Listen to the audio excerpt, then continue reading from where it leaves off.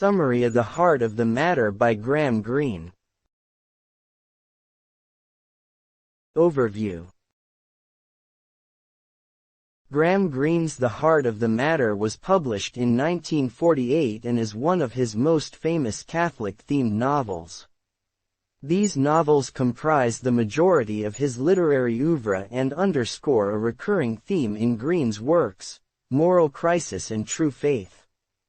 Greene's iconoclastic views of Catholicism are explored through complex protagonists like Henry Scobie, the flawed hero of The Heart of the Matter, who are torn between passion and faith.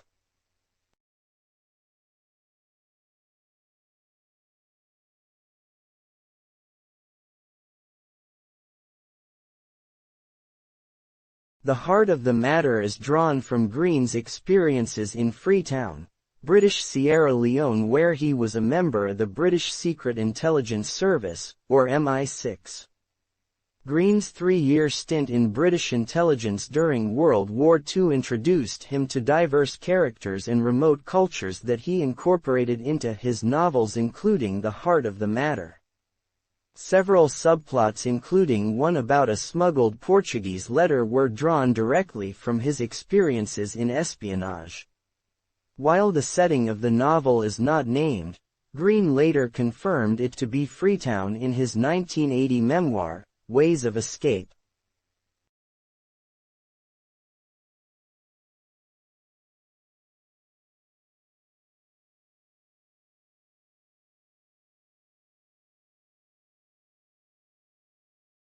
Although Greene himself was not fond of The Heart of the Matter, the novel was immensely popular, selling over 300,000 copies upon publication in the United Kingdom.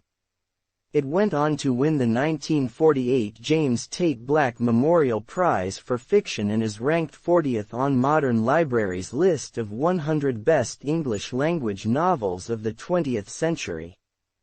Page citations in this guide refer to the 2004 Penguin Classics Deluxe Paperback Edition.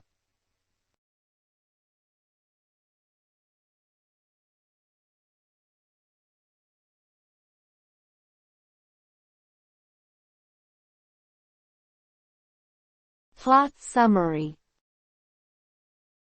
Scobie is a police officer in a British colony in West Africa during World War II. His wife, Louise, loves poetry and literature, but she is miserable and can't make friends in the colony. Scobie and Louise had a daughter, Catherine, who died several years earlier in England. Louise is a devout Catholic while Scobie is a convert to Catholicism who has lingering doubts about God.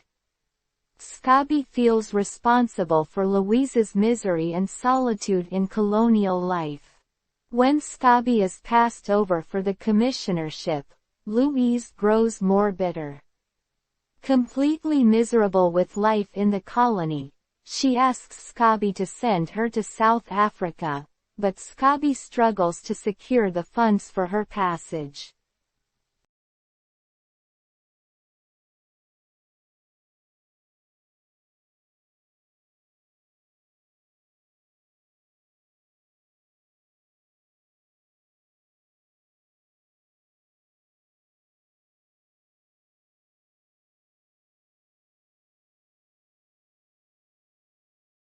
A new inspector named Wilson arrives in the colony.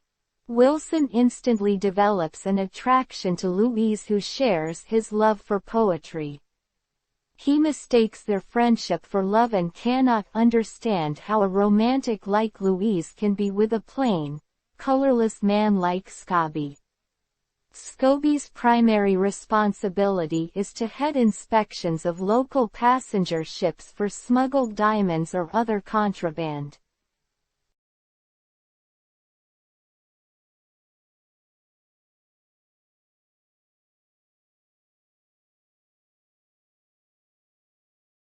Unable to raise the funds to send Louise to South Africa, Scobie turns to a cunning Syrian trader named Yusuf. Scobie knows about Yusuf's criminal dealings on the black market, but he is desperate to send Louise to South Africa to give her happiness. Prior to his arrangement with Yusuf, Scobie investigates the suicide of a young man named Pemberton, the Assistant District Commissioner at Bamba. Scobie suspects Pemberton took out a loan from Yusuf. Despite the risks, Scobie decides to borrow money from Yusuf with an interest of 4% per annum. Satisfied that he has relieved her misery, Scobie sends Louise off to South Africa. Meanwhile, Yusuf warns Scobie that a new inspector has been sent by the British to look for smuggled diamonds.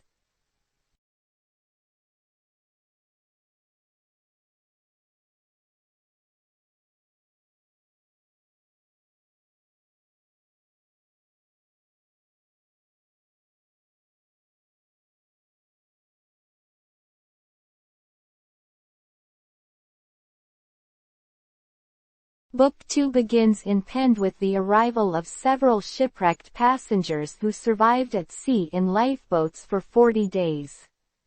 Scobie, Wilson, District Commissioner Pruitt, and Mrs. Pruitt discuss recent events involving Talit, another local Syrian merchant and Yusuf's more reputable rival. Talit is arrested when port inspectors confiscate illegal diamonds from a parrot's crop on a Portuguese ship bound for Lisbon. Talit claims Yusuf set him up.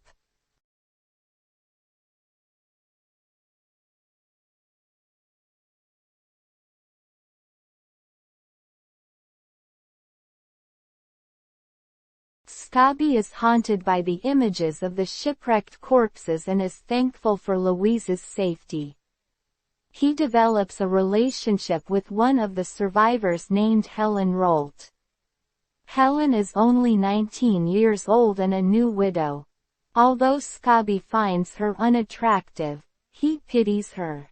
Their relationship soon becomes romantic, leading Scobie to commit adultery.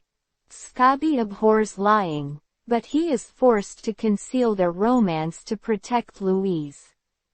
Feeling a suffocating sense of responsibility to both Louise and Helen, Scobie's faith in God wanes. Further augmenting his guilt, Scobie concocts additional lies to ward off suspicions that he is involved in Yusuf's contraband schemes.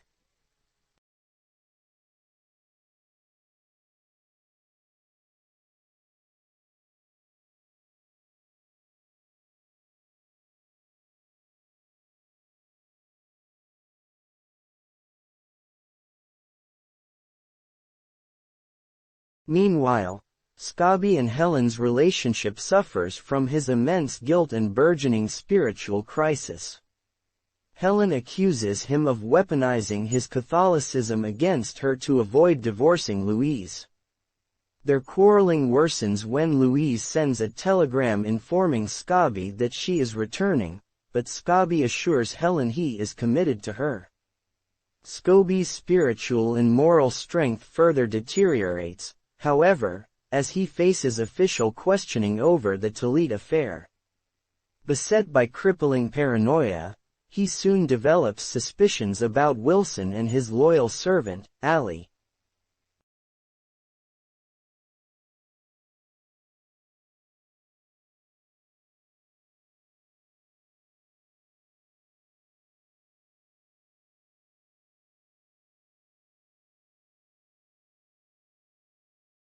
Book 3 begins with the return of Louise, who implores Scobie to fulfill his Catholic duties and attend Mass and Communion.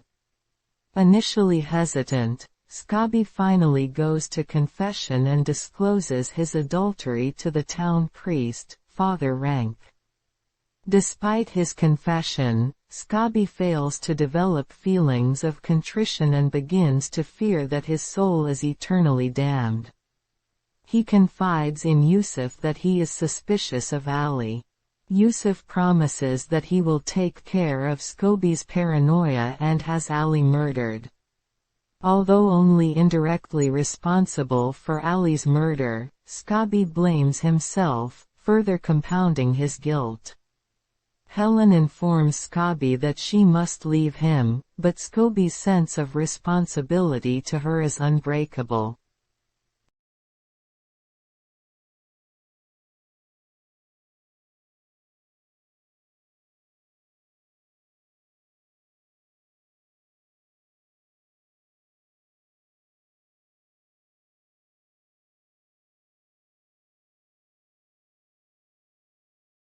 Scobie then concocts an elaborate plan to commit suicide by disguising it as heart failure. He muses on his relationship to God and the ramifications of committing suicide, a mortal sin in Catholic theology that assures eternal damnation. Ultimately, Scobie decides that he can't live without repenting, and he'd rather cause pain to God than to Louise or Helen. After his suicide, Louise reveals to Wilson that she knew about Scobie's affair with Helen. Unbeknownst to Scobie, it was talk of the town. Wilson, now revealed to be a spy, suspects that Scobie killed himself as his diary entries detailing sleeplessness and heart pain were retroactively added. Louise angrily confides in Father Rank, who tells her that despite the rules of the Church, no one can understand God's mercy or what goes on in the human heart.